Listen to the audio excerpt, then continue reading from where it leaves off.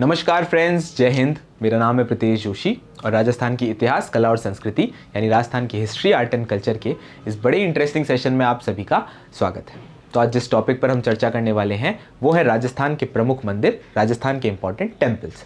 अब जब हम राजस्थान के इंपॉर्टेंट टेम्पल्स की बात करते हैं तो हमें ध्यान रखना है कि यहाँ पे एग्जामिनेशन पॉइंट ऑफ व्यू से क्या क्वेश्चंस बन सकते हैं। स्थापत्य कला का ये पार्ट है, तो मंदिरों के ऊपर बोर्ड जो है वो कोई ना कोई क्वेश्चन जरूर पूछता है। किस टाइप के क्वेश्चंस? जैसे कि या तो वो मंदिर से पूछेंगे कि ये मंदिर कहाँ पर स्थित है, ये कौन सी शैली से रिलेटेड है और ये कौन से भगवान को समर्पित किया गया है, किसने बनवाया। कई बार ऐसे क्वेश्चंस भी हमें देखने को मिलते हैं। तो अपन सबसे पहले समझते हैं मंदिरों का ओरिजिन, कि मंदिरों का राजस्थान के अंदर ओरिजिन किस तरीके से हुआ, उसको ट्रेस करते हैं। तो उसके लिए हमें चलना पड़ेगा सबसे पहले 7वीं शताब्दी के अंदर। 7वीं शताब्दी से पूर्व में अगर हम बात करें तो हमें सिर्फ और सिर्फ उस समय के जितने भी मंदिर हैं उनके अवशेष मिलते हैं। लेकिन अगर हम देखें कि राजस्थान में मंदिरों का प्रारंभिक दौर कौन सा है, तो हम देखते हैं 8वीं शताब्दी के बाद जो है 8वीं और 9वीं शताब्दी में हमें प्रारंभिक दौर पे जो इंट्रोडक्टरी मंदिर हैं वो देखने को मिलते हैं। फिर हम देखते हैं कि और कौन कौन सी शैलियाँ उत्पन्न हुई, जैसे भूमिज शैली, गुर्जर प्रतिहार शैली, इस तरीके की कई सारी शैलियाँ मंदिर के तौर पर हमें देखने को मिलती। तो इस टेबल से अपन समझने की कोशिश करते हैं कि मंदिरों का जो ओरिजिन और डेवलपमेंट है वो किस तरीके से हुआ। और सबसे पहले अपन चल लेते हैं भैया 7वीं शताब्दी की तरफ। चलो भाई, तो ये अपन 7वीं शताब्दी की बात सबसे पहले कर लेते हैं। 7वीं शताब्दी से पूर्व की अगर हम बात करें तो हमें सिर्फ और सिर्फ जो है वो अवशेष मिलते हैं। और ये जितने भी मंदिर हैं वो सारे के सारे मौर्य युगीन हैं, मौर्य कालीन मंदिर है, यानी मॉडर्न टाइम्स में बनाए हुए जितने भी मंदिर हैं उनके सिर्फ और सिर्फ अपने को अवशेष प्राप्त होते हैं। अगर अपन बात करें एग्जाम्पल के तौर पे कि ये जो मौर्य युगीन मंदिर हैं ये कौन कौन से, क्या क्या इनके एग्जाम्पल्स हैं, तो एक तो अपने को देखने को मिलता है गोल बौद्ध मंदिर जो कि आपके स्थित है, गोल बौद्ध मंदिर जो कि आपके स्थित है बैराठ में।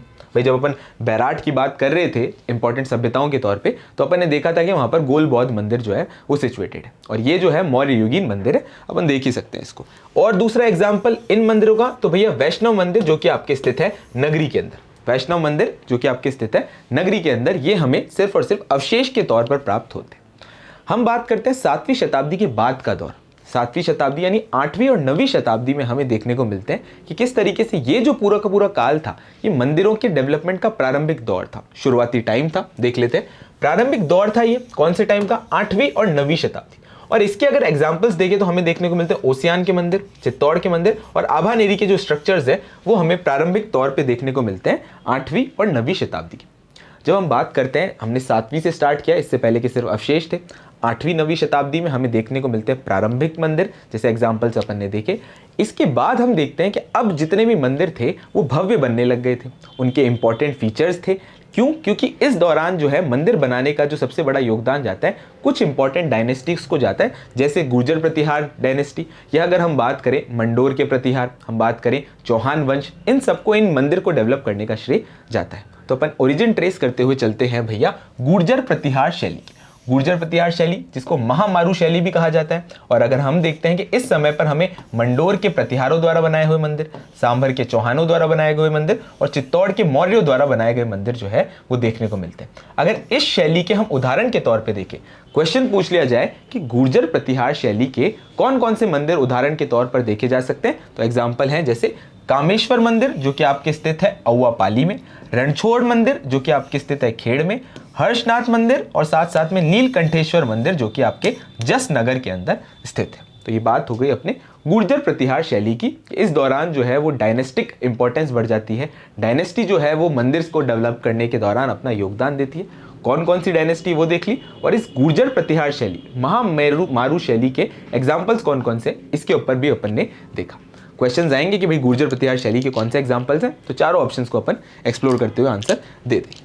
आगे बढ़ते और चलते हैं अपन गुर्जर प्रतिहार शैली से चलते हैं अपन सोलंकी एवं मरु गुर्जर शैली की तरफ। सोलंकी एवं मरु गुर्जर शैली की तरफ इस दौरान क्या देखने को मिलता है, ये जो सोलंकी और मरु गुर्जर शैली है इस समय पर हम देखते हैं कि 11वीं और 13वीं शताब्दी का जो समय है वो मंदिर शिल्प कला का स्वर्णिम काल। डायरेक्ट क्वेश्चन ये बनेगा कि राजस्थान में अगर हम बात करें कि मंदिर शिल्प कला का स्वर्णिम काल कौन सा है, तो अपने डायरेक्ट आंसर देना है क्या भैया, ये जो काल है 11वीं से 13वीं शताब्दी का समय मंदिर शिल्प कला के स्वर्णिम काल के तौर पर देखा जा सकता है। अब देख लेते हैं कि भाई इस दौरान हमें कौन कौन से उदाहरण देखने को मिलते हैं। तो एक है सचिया माता का मंदिर ओसियान, और समिधेश्वर मंदिर जो कि आपके चित्तौड़ का है वो हमें 11वीं और 13वीं शताब्दी के प्रमुख मंदिरों के तौर पर देखने को मिलते हैं। स्वर्णिम काल कौन सा है? तो 11वीं से 13वीं शताब्दी का। शैली कौन सी है? तो भैया सोलंकी एवं मरु गुजर शैली। आज जानते हैं अपन इसकी विशेषताओं के ऊपर कि ये जो सोलंकी और मरु गुजर शैली है इसके अंदर कौन कौन सी प्रमुख विशेषताएं, क्या टेम्पल्स की इंपॉर्टेंट फीचर्स होते हैं। तो ये देख लेते हैं। यहाँ पर जो हमें देखने को मिलते हैं, खंबे अलंकृत हैं, गोल हैं, पतले हैं और साथ साथ में जितने भी मंदिर हैं वो अपलिफ्टेड प्लेटफॉर्म के ऊपर बने हुए हैं, यानी कि ऊंची पीठिका पर इन मंदिरों का जो है वो पूरी तरीके से निर्माण देखने को मिलता है। कौन सी शैली की बात कर रहे हैं? तो भैया अपन सोलंकी एवं मरु गुजर शैली की बात कर रहे हैं, जो कि आपके मंदिर काल का एक स्वर्णिम काल के तौर पर भी देखे जा सकते हैं। आगे बढ़ते और बात कर लेते हैं नेक्स्ट शैली की, जो हमें देखने को मिलती है भूमिज शैली। भूमिज शैली का अगर उदय के तौर पर हम देखें तो ये 11वीं शताब्दी में देखने को मिलता है। 11वीं शताब्दी में भूमिज शैली का उदय देखने को मिलता है। और अगर हम इसके उदाहरण देखें तो इसका एकमात्र बढ़िया उदाहरण हमें देखने को मिलता है सेवाड़ी का जैन मंदिर, जो कि आपके पाली में स्थित है। एक मंदिर जो हमें देखने को मिलता है सेवाड़ी का जैन मंदिर, ये इस भूमिज शैली का सबसे प्राचीनतम साक्ष्य के तौर पर, सबसे ओल्डेस्ट एविडेंस के तौर पर जो हम देख सकते हैं। कौन सा मंदिर? तो भैया सेवाड़ी का जैन मंदिर, जो कि आपके प्राचीनतम जैन मंदिरों में से एक है। ये अपने एग्जाम्पल के तौर पे देख सकते हैं भूमिज शैली का। और कौन कौन से उदाहरण हैं इस शैली के? और कौन कौन से उदाहरण हैं? एक है महानालेश्वर मंदिर, जो कि मेनाल में स्थित है। एक है भंडदेवरा, जो कि आपके रामगढ़ 12 में है। और एक उंडेश्वर मंदिर है, जो कि आपके बिजौलिया के अंदर। तो ये अपने को एग्जाम्पल देखने हैं। मानेश्वर, जो कि मेनाल के अंदर स्थित है, साथ साथ में याद रखना है भंडदेवरा, जो कि आपके रामगढ़ 12 में स्थित है, और उंडेश्वर मंदिर, जो कि आपके बिजौलिया के अंदर स्थित है। आगे बढ़ते हैं भूमिज शैली से और अपन चल लेते हैं 16वीं और 17वीं शताब्दी। 16वीं और 17वीं शताब्दी के अंदर हमें देखने को मिलता है कि किस तरीके से मंदिरों का डेवलपमेंट जो है वो हवेली शैली के अंदर देखने को मिलता है। और कई सारी हवेली शैली के मंदिर आपको देखने को मिलेंगे। जैसे एग्जाम्पल के तौर पे आप देख सकते हो नाथद्वारा का मंदिर, वो भी हवेली शैली का मंदिर है। तो इस तरीके से अपने को ये मंदिर का ओरिजिन और ट्रेस जो हम देखें, ये बात करें, जो डेवलपमेंट है वो देखने को मिलता है 7वीं शताब्दी से लेकर 16वीं शताब्दी तक। तो ये पूरा का पूरा ओरिजिन से डेवलपमेंट। क्वेश्चंस यहाँ से जो है वो शैलियों के ऊपर आएंगे या फिर एग्जाम्पल के ऊपर आएंगे। अब जहाँ से सबसे ज़्यादा क्वेश्चन आते हैं कि ये मंदिर कहाँ पर स्थित है, क्या इसकी इंपॉर्टेंस है, इसकी तरफ चलते हैं, एक एक मंदिर देखते हैं। और सबसे पहले अपन बात कर लेते हैं कुछ इंपॉर्टेंट जैन मंदिरों की। भाई जब हम मंदिरों के डेवलपमेंट की बात करते हैं तो जो हिंदू शैली के मंदिर है वो तो सारे हैं ही, लेकिन जैन मंदिरों की भी अपनी इंपॉर्टेंट हिस्टोरिक इंपॉर्टेंस है। तो देख लेते हैं भैया जैन मंदिर में से सबसे सर्वाधिक प्रसिद्ध जैन मंदिर है वो है आपके देलवाड़ा के जैन मंदिर। तो सर्वाधिक प्रसिद्ध जैन मंदिर है वो है आपके देलवाड़ा के जैन मंदिर। और इसके अलावा और कौन कौन से अन्य जैन मंदिर है? तो एक तो रणकपुर का मंदिर, ओसियान का, जैसलमेर का, सेवाड़ी पाली का, घाणेराव का, नाडोल का नडलाई, वरमान सिरोही, चंदखेड़ी एवं झालरापट्टनम यानी झालावाड़ में, केशवराय पाटन के मंदिर और श्री महावीर मंदिर, जो कि आपके करौली में स्थित है। ये जैन मंदिरों की बात आई। अब अपन चलते हैं, बात करते हैं अलग अलग और इंपॉर्टेंट हमारे मंदिरों की। और उसमें अपन सबसे प्रमुख मंदिर लेते हैं आपका रणकपुर का जैन टेम्पल, रणकपुर का जैन मंदिर। तो अपन सबसे पहले रणकपुर का जैन मंदिर समझने की कोशिश करते हैं। इसके अंदर अपन स्थिति देखेंगे, इसकी ज्योग्राफिकल लोकेशन क्या है, क्या इसकी इंपॉर्टेंस है, क्या इसके अन्य नाम है, उसके ऊपर चर्चा करें। तो रणकपुर के जैन मंदिर स्थित कहाँ पर है? तो भाई मथई नदी के किनारे, जो कि आपके पाली में स्थित है। अगर पूछ लिया जाए कि इसके निर्माता कौन है तो वो है धर्णक। और इस मंदिर को बनाने के पीछे जो वास्तुकार है, जो शिल्पी कौन है, तो नाम आता है भैया देपाक का। क्या नाम आता है भाई? देपा या फिर देपाक का नाम आपको वास्तुकार के तौर पे याद रखना है। रणकपुर जैन मंदिर जो है समर्पित, यानी हम देखेंगे इसके अंदर मंदिर किसके लिए बनाया गया है, तो है भगवान आदिनाथ और साथ साथ में ऋषभ देव के लिए जो है ये जैन मंदिर बनाए गए हैं। डायरेक्ट क्वेश्चन आएगा कि भाई रणकपुर जैन मंदिर का शिल्पी कौन है, तो देपाक। अगर हम पूछेंगे इसको बनवाने के पीछे कौन किसका योगदान जाता है, तो धर्णक शाह का। साथ साथ में स्थित कहाँ पर है, तो भैया पाली के अंदर जो है वो ये स्थित है। आराध्य देव किसके लिए बनाया गया, तो ऋषभ देव और साथ साथ में आदिनाथ को समर्पित करके ये मंदिर जो है वो बनाया गया। अब कई बार एग्जाम्स में मंदिरों के उपनाम के ऊपर क्वेश्चन आते हैं, तो देख लेते हैं भाई रणकपुर जैन मंदिर के क्या क्या इंपॉर्टेंट उपनाम है। तो पहला उपनाम है त्रिलोक दीपक। इसके अलावा इसको स्तंभों का वन भी कहा जाता है, इसको चौमुखा जैन टेम्पल कहा जाता है। इसके अंदर टोटल 1444 खंबे हैं, इस वजह से इसको 1444 खंबों वाला मंदिर भी कहा जाता है। और इसको वैश्याओं का मंदिर भी कहते हैं। इसको क्या कहते हैं भैया? वैश्याओं का मंदिर भी कहते हैं। डायरेक्ट क्वेश्चन आएगा कि 1444 खंबों वाला मंदिर कहाँ पर स्थित है, तो आपको सबसे पहले तो ये पता होना चाहिए कि 1444 खंबों वाला मंदिर है कौन सा, तो रणकपुर का जैन मंदिर। कहाँ स्थित है, तो भैया अपने पाली में स्थित है। आगे बढ़ते हैं और इसकी विशेषताएं देख लेते हैं। इस मंदिर का जो निर्माण है वो महाराणा कुंभा के काल में हुआ। बड़ा इंपॉर्टेंट क्वेश्चन है, पूछ लिया जाए कि भाई महाराणा कुंभा के काल के अंदर किस जैन मंदिर का निर्माण हुआ, तो रणकपुर के जैन मंदिर का। शिल्पी कौन था, तो दीपक था। आगे, इस मंदिर को धरणी विराह भी कहा जाता है और फारियरसन या फर्ग्यूसन ने इस मंदिर के लिए कथन कहा है कि मैं अन्य ऐसा कोई भवन नहीं जानता जो इतना रोचक और प्रभावशाली हो। तो कितना इंपॉर्टेंट कोट है कि भाई मैं ऐसा कोई अन्य मंदिर नहीं जानता जो इतना प्रभावशाली और इतना रोचक हो। कोर्ट में ये क्वेश्चन आएगा कि ये जो स्टेटमेंट है किस मंदिर के लिए कहा गया है, तो रणकपुर के जैन मंदिर के लिए कहा गया है। आगे बढ़ते हैं और चलते हैं अपन दूसरे मंदिर की तरफ, जो कि आपका विमल शाही का जैन मंदिर। किसका, विमल शाही का जैन मंदिर। इसकी लोकेशन कहां पर है, तो भैया देलवाड़ा माउंट आबू। कहां पर, देलवाड़ा माउंट आबू सिरोही में जो है वो ये विमल शाह के जैन मंदिर है। नाम से ही पता चल रहा है निर्माता कौन, तो विमल शाह। जिस तरीके से रणकपुर के जैन मंदिर का जो निर्माता था वो कौन था, दीपक। लेकिन हम बात करें अगर विमल शाही जैन मंदिर का निर्माता कौन है, वस्तुकार कौन है, तो हम देखेंगे कीर्तिधर। किसको समर्पित किया है, तो भैया ये भी भगवान आदिनाथ और ऋषभ देव को, जो जैन भगवान है आदिनाथ और ऋषभ देव को समर्पित किया गया है। अब जिस तरीके से पिछले वाले मंदिर की कोई विशेषता है, इसकी भी विशेषता होंगी। ताज को छोड़कर इस इमारत का कोई सानी नहीं, यह कथन जो है कर्नल जेम्स टॉड ने इस मंदिर के लिए कहा है। कर्नल जेम्स टॉड के कई सारे कथन जो है वो फेमस है। इसी तरीके से विमल शाही जैन मंदिर के बारे में कर्नल जेम्स टॉड ने कहा है कि भाई ताज को छोड़कर अगर कोई सानी इस मंदिर का हो सकता है तो कोई नहीं है। कौन से टेंपल की बात की जा रही है, तो भैया अपने टेंपल की जा रही है विमल शाह के जैन मंदिर की। क्लियर हो गई बात। नेक्स्ट मंदिर की तरफ अपन चलते हैं, जो कि आपका लुणक शाही या लुण शाही का जैन मंदिर। भाई अपन ने कौन कौन से जैन मंदिरों की बात करी अभी तक, अपन ने एक तो रणकपुर का जैन मंदिर देखा, अपन ने विमल शाही का जैन मंदिर देखा। तीसरे जैन मंदिर की तरफ चलते हैं, जो कि है अपना लुण शाही या लुणक शाही का जैन मंदिर। ये स्थित कहाँ पर है, तो भैया देलवाड़ा माउंट आबू में स्थित है। जिला कौन सा पड़ता है, सिरोही। अगर हम बात करें कि इसके निर्माता कौन है, तो हमें याद रखना है वास्तुपाल और तेजपाल जो है दो भाई इसके प्रमुख निर्माता के तौर पर देखे जा सकते हैं। इस मंदिर का कोई शिल्पी है, कोई वास्तुकार है, हाँ भाई है, उसका नाम है शोभन देव। क्या नाम है भाई, शोभन देव। शोभन देव, क्लियर है बात, शोभन देव, ठीक है भाई।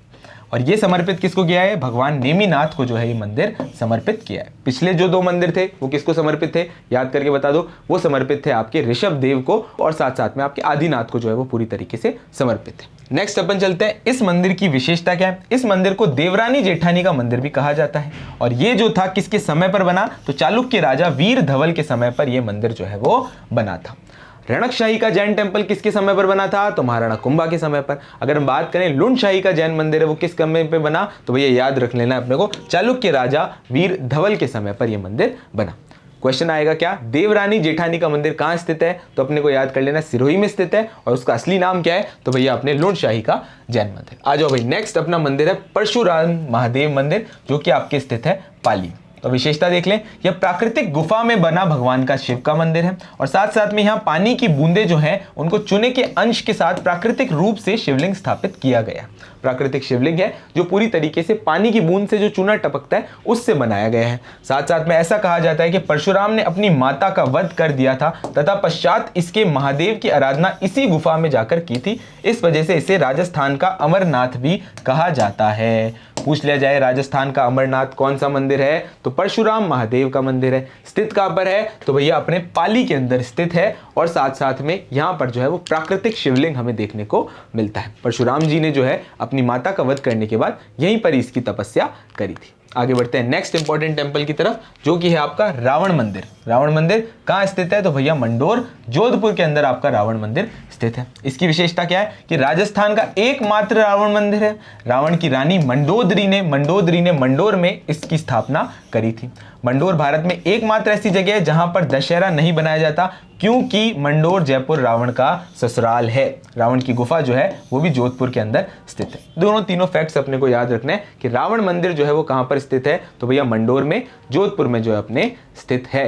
और वहां पर दशहरा नहीं मनाया जाता क्योंकि भाई वो रावण का ससुराल है। अब खुद के जवाई को कौन मारेगा, तो इसी वजह से दशहरा नहीं मनाया जाता। आगे बढ़ते हैं नेक्स्ट इंपॉर्टेंट मंदिर की तरफ, जो कि आपका किराड़ू का जैन मंदिर। किराड़ू का जैन मंदिर स्थित कहां पर है, तो भैया बाड़मेर में स्थित है। इसकी सबसे तगड़ी विशेषता पहली बात तो ये कि गुर्जर प्रतिहार शैली में बनाया गया है। अब पूछ लिया जाए किराड़ू का जैन मंदिर कहां स्थित है, बाड़मेर में। और गुर्जर प्रतिहार शैली का सबसे शानदार एग्जाम्पल कौन से मंदिर को देखा जा सकता है, तो किराड़ू के जैन मंदिर को। साथ साथ में इस मंदिर को जो है वो राजस्थान का खजुराहो भी कहा जाता है। राजस्थान का खजुराहो भी कहा जाता है। खजुराहो के अंदर जो मंदिर है उसके अंदर जो प्रतिमाएं जैसी बनी हुई है उसी तरीके की प्रतिमाएं इस किराडू के जैन मंदिर में बनी हुई है। इस वजह से इसे राजस्थान का खजुराहो भी कहा जाता है। अब अपन ये देख लेते हैं खजुराहो से रिलेटेड इंपॉर्टेंट फैक्ट्स कि राजस्थान में खजुराहो को लेकर कौन कौन सी उपाधियां दी हैं। तो मेवाड़ का खजुराहो कौन सा है? अंबिका माता का मंदिर जो कि स्थित है आपके जगतपाली में। अगर पूछ लिया जाए राजस्थान का मिनी खजुराहो या फिर हाड़ौती का खजुराहो कौन सा है, तो अपने को याद रखना है भंड देवरा का शिव मंदिर जो कि आपके बारां में स्थित है। क्लियर हो गई बात। राजस्थान का खजुराहो पूछ लिया जाए तो कौन सा, अपने को याद करके बता देना है किराडू का जैन मंदिर। और अगर पूछ लिया जाए हाड़ौती का खजुराहो कौन सा है, तो अपने को याद रखना है भंड देवरा का मंदिर। क्लियर हो गई बात। आगे चलते हैं नेक्स्ट इंपॉर्टेंट मंदिर की तरफ जो कि है घुश्मेश्वर महादेव का मंदिर। स्थित कहां पर है? तो आपके शिवाड़ सवाई माधोपुर में। ये राजस्थान का एकमात्र ऐसा मंदिर है जहां पर महिलाओं का प्रदेश जो है पूरी तरीके से वर्जित है। और शिवाड़ का मेला तो आपने यहाँ देखा ही होगा जो सवाई माधोपुर में लगता है शिवरात्रि के दिन। तो अपने आगे बढ़ते हैं, चलते हैं नेक्स्ट मंदिर की तरफ जो कि है अपना शीतलेश्वर मंदिर महादेव। शीतलेश्वर महादेव मंदिर स्थित कहां पर है? झालरापाटन स्थित है भैया आपके जिला झालावाड़।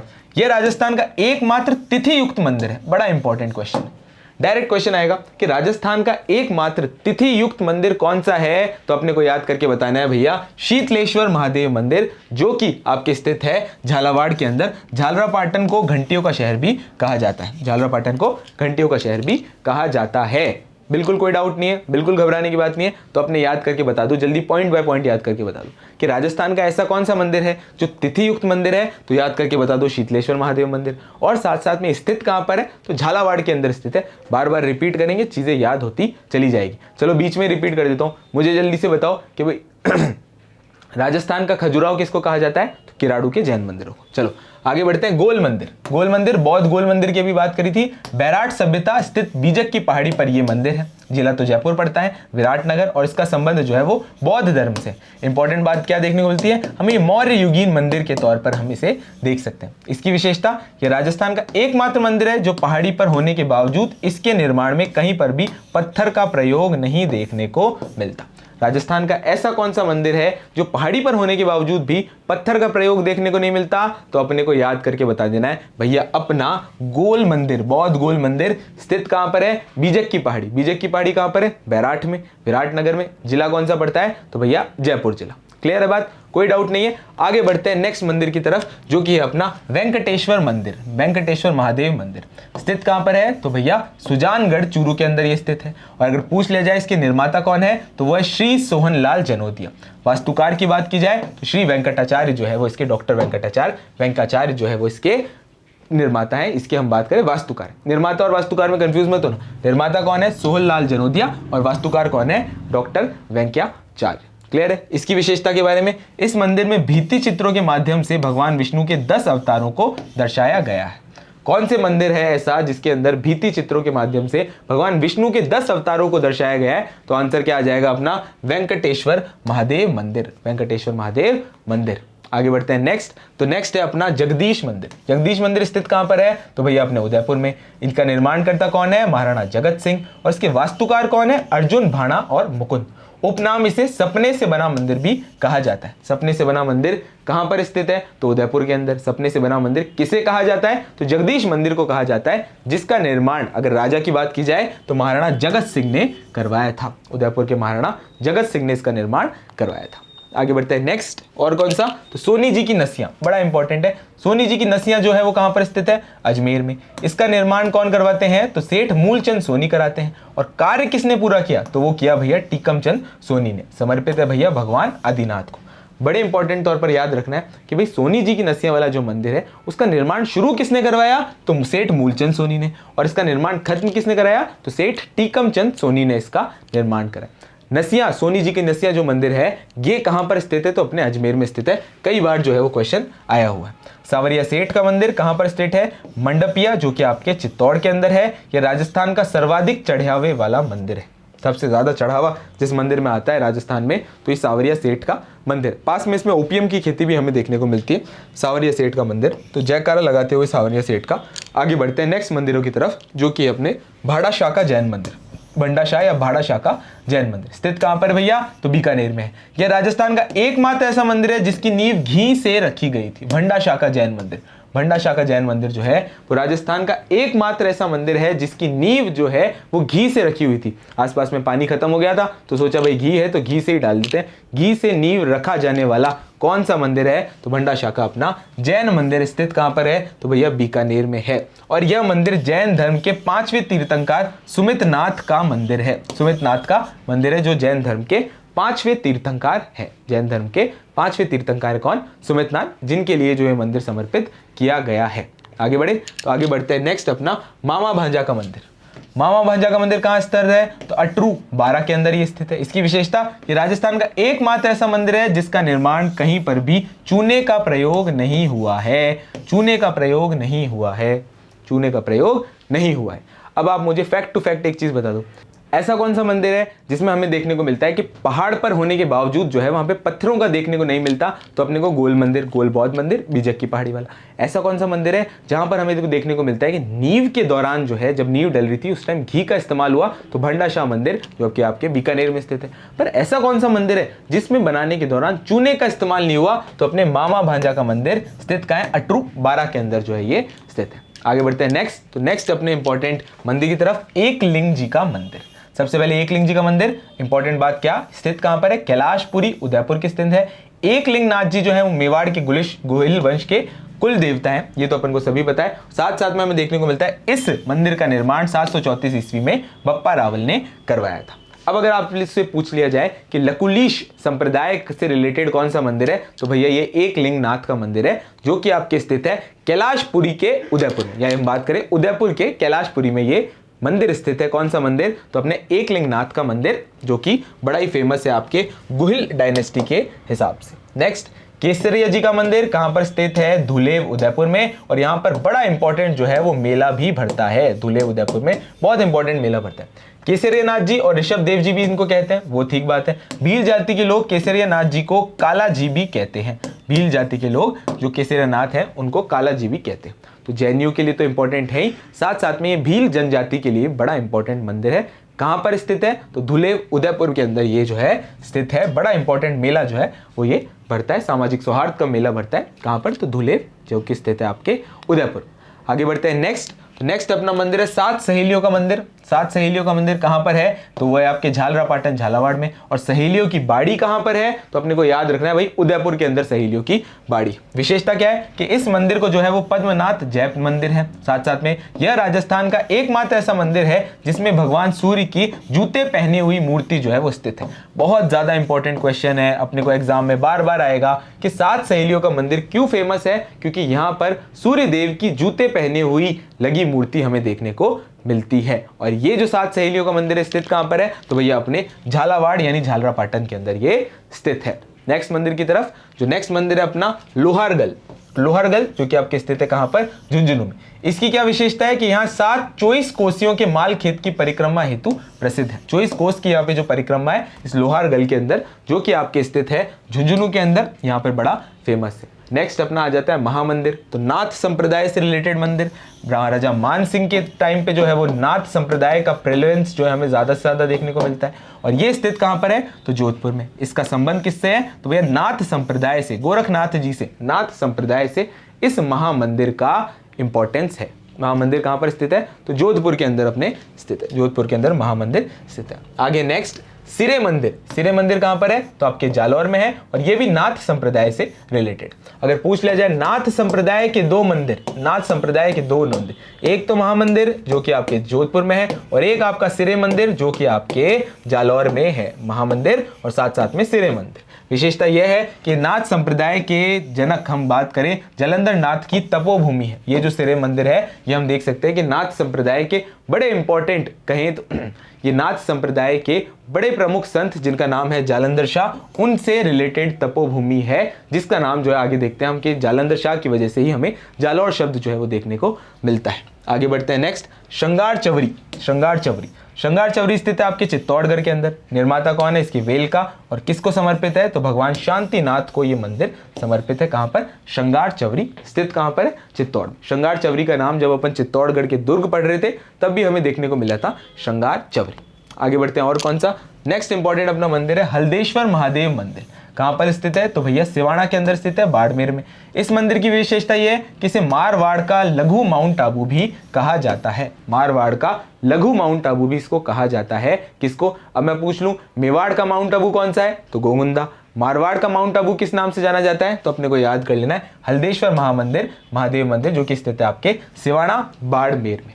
नेक्स्ट मंदिर की तरफ चलते हैं, तो वो है अपना अर्थुना के मंदिर। अर्थुना के मंदिर कहाँ स्थित है? तो भैया बांसवाड़ा में। और इन अर्थुना के मंदिरों की अगर हम करें स्थापना किसने करी, निर्माण किसने कराया? तो परमार राजाओं ने इनकी निर्माण कराया। परमार राजाओं ने इस मंदिर की स्थापना करी। अर्थुना के मंदिर स्थित कहाँ पर? अपने बाड़मेर के अंदर। नेक्स्ट है अपने खाटू श्याम जी का मंदिर। तो खाटू श्याम जी के मंदिर को तो सब जानते ही हैं, सीकर में स्थित है। और ये मंदिर में भगवान कृष्ण के शीश की पूजा की जाती है। बर्बरीक की पूजा जो है वो की जाती है। कहां पर स्थित है? तो भैया अपने सीकर में स्थित है खाटू श्याम जी का मंदिर।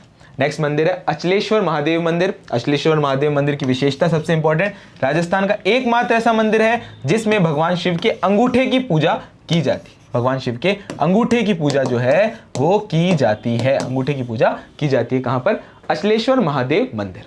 अब मुझे एक बात बताओ, ऐसा कौन सा मंदिर था जहां पर प्राकृतिक शिवलिंग देखने को मिलता है और हमें यह देखने को मिलता है कि वहां पर भगवान परशुराम ने पूजा की थी? तो परशुराम महादेव का मंदिर। यहां तक भी सारी की सारी चीजें क्लिक। अब हम बात करें ऐसे मंदिर की जहां पर शिव जी के अंगूठे की पूजा की जाती है, तो ये कौन सा मंदिर है? तो भैया अपना अचलेश्वर महादेव मंदिर है। अचलेश्वर महादेव मंदिर, जहां पर शिव जी के अंगूठे की पूजा की जाती है। आगे बढ़ते हैं नेक्स्ट मंदिर की तरफ, जो है कालिका माता का मंदिर। कालिका का माता का मंदिर स्थित कहां पर है? तो चित्तौड़गढ़ के अंदर। और सबसे ज्यादा इंपॉर्टेंट विशेषता यह है कि राजस्थान का सबसे प्राचीनतम सूर्य को समर्पित मंदिर कौन सा है? कालिका माता का मंदिर, जो कि आपके स्थित है भैया चित्तौड़गढ़ के अंदर। चित्तौड़गढ़ के अंदर।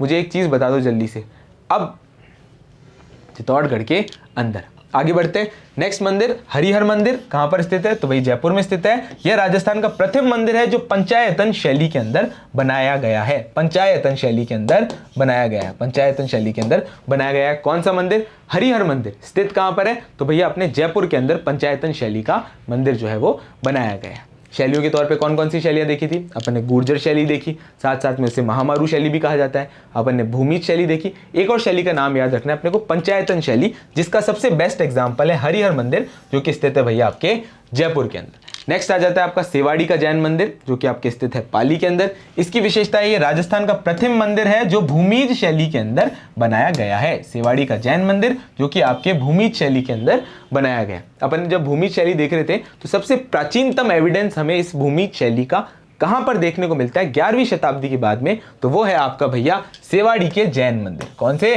सेवाड़ी के जैन मंदिर हमें देखने को मिलते हैं। फिर है तिजारा जैन मंदिर। तो तिजारा जैन मंदिर की बात करें, ये स्थित है आपके तिजारा अलवर के अंदर, और ये 8वें जैन तीर्थंकर चंद्र प्रभु का मंदिर है। तिजारा का जैन मंदिर कहां पर स्थित है?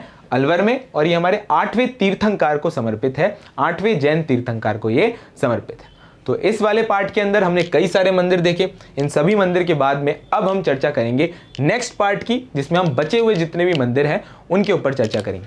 आशा करता हूं आपको ये क्लास अच्छी लगी होगी। हमारे साथ बने रहें और मिशन ज्ञान के इस परिवार को ऐसे ही प्यार दीजिए। Thank you.